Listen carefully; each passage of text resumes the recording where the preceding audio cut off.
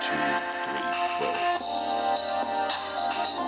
Hey, good morning. It's Mitch from Core Infusion High Intensity Television. Can you hear that beat? I appreciate it. Who am I talking to? I'm talking to my Facebook friend Ivan. Yo, dude, the music is a good idea. Is it too loud? Hang on, let me turn it down a little bit. Nah, let's do this. Everybody take a deep breath right now. And I want you to take a deep breath through your nose. Let it roll back to the back of your mouth and down to your belly. Come on, go with me. And then exhale through your mouth. Because I'm going to need y'all to take a minute and relax while I take a minute and do what, motherfucking sit back. Now check this out. I'm going to talk about this, and y'all know Mitch, fuck, he going to talk about that. But matter of fact, stop.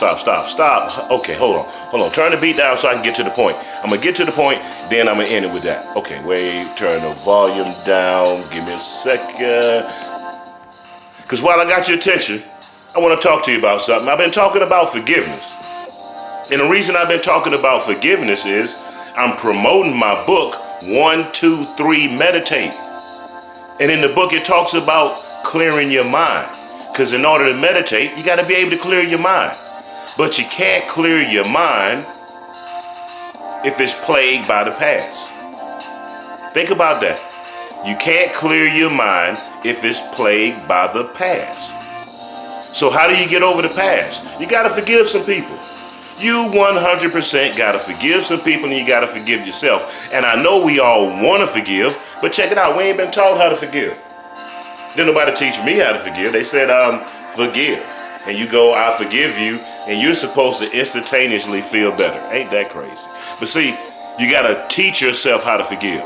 And one thing you got to do to teach yourself to forgive is you got to find a spiritual paradigm or a spiritual teaching that tells you how to forgive.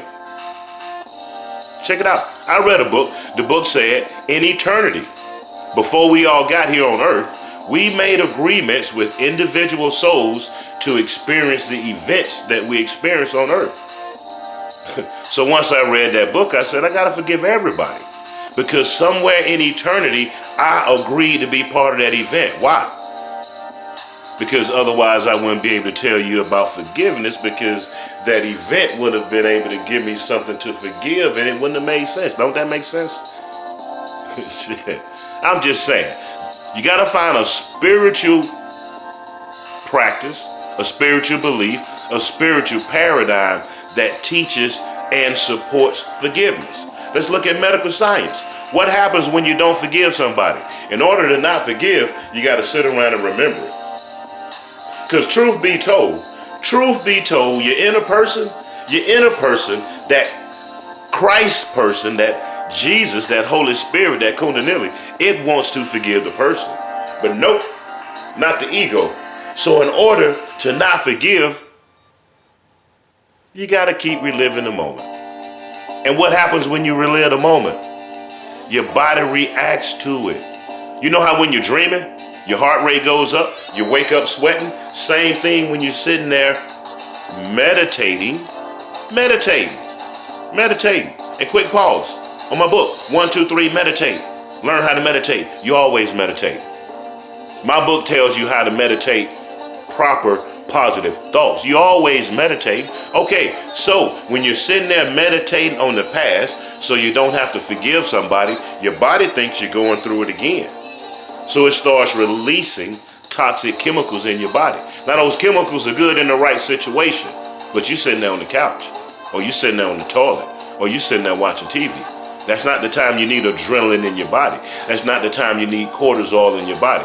So what happens when this buildup of toxic chemicals? You get sick, you get cancer, you get heart disease. So forgiving is medically, scientifically beneficial for you. Come on.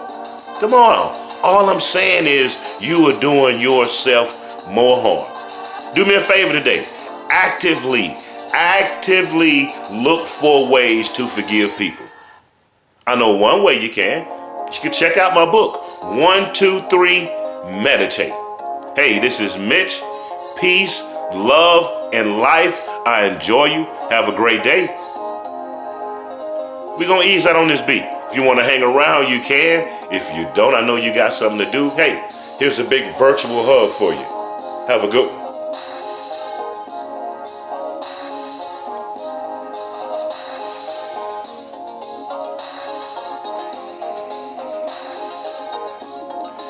Because see, maybe it goes something like this.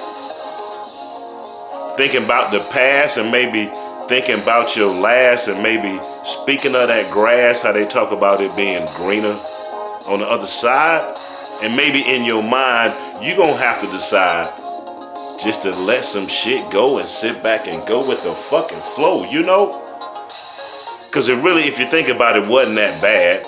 I'm talking about the hard times, the kind of shit that we all done had. Maybe it make you sad. Fuck that. All my past make me glad. How's that? Because when I look back at it now, it's got me where I'm at. And shit, I'm kind of happy with this spot. I ain't got a little, got a lot. And compared to some people, a lot is not. But check this out, the song about to go off, the music about to stop and checking the clock. I gotta go, I got a client and I don't want to have to move around my house no more. I got somebody to train, I got somebody to get fit. All I'm trying to say is, y'all, I don't be talking shit. I think it's legit. How I feel about the government, well, that's your money spent.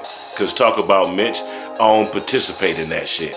Hey, I'm out. Tomorrow I want to talk about Donald Trump too. Yeah, I do. I want to talk about Donald Trump. And if you're still hanging out with me, let me give you a little preview. Check this out. Donald Trump is the answer to everybody's prayers. Everybody. Everybody's prayers. All the people who didn't vote for Donald Trump, guess what they kept saying? Oh, we need somebody to bring us all together. Well, you got it. When you gonna get together? See, people come together in adversity. Y'all don't know how to pray. You pray to say, hey, send us a president who's gonna bring us together. So now he's trying to get y'all together, but y'all don't even want to cooperate. Nope. Nope. Y'all prayed for it. And for the people who voted for Donald Trump, you prayed for him too. You said, I want a president who represents me. I want a president like me. But you didn't pray right. You didn't pray, I want a president who represents the me I think I am. You prayed, I want a president who sees me the way other people see me. And so that's what you got.